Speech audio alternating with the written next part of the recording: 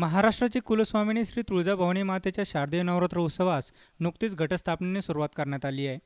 तुळजापूरसह सोलापूरच्या रूपाभवानी मंदिरात घटस्थापना करण्यात आली आहे. यावर्षी घटस्थापनेपासून 11व्या दिवशी दसरा येतोय.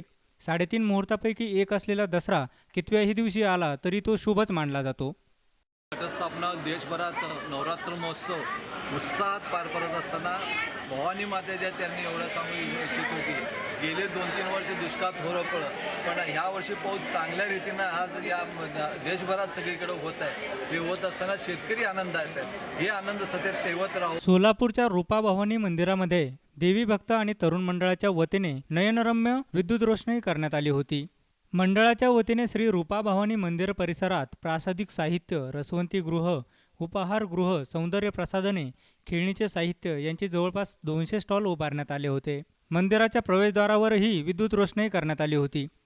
मंदिर परिसरात कुठलाही अनुचित प्रकार घडू नये म्हणून 12 CCTV कॅमेरे बसवण्यात आले होते. पोलिसांची तात्पुरती चौकी देखील परिसरात उभारण्यात आली. यंदा नवरात्र उत्सव सकाळी 4:30 वाजता चरणतीर्थ पूजा होऊन मंदिर भाविकांना दर्शनासाठी खुले करण्यात आले.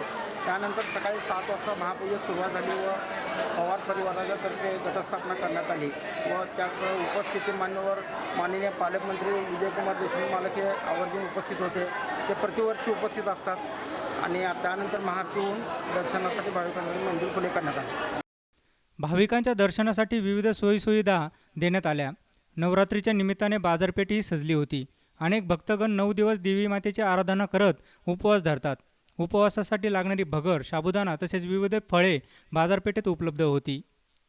श्री गणेश बिराजदार, SBN महाराष्ट्र, सोलापूर.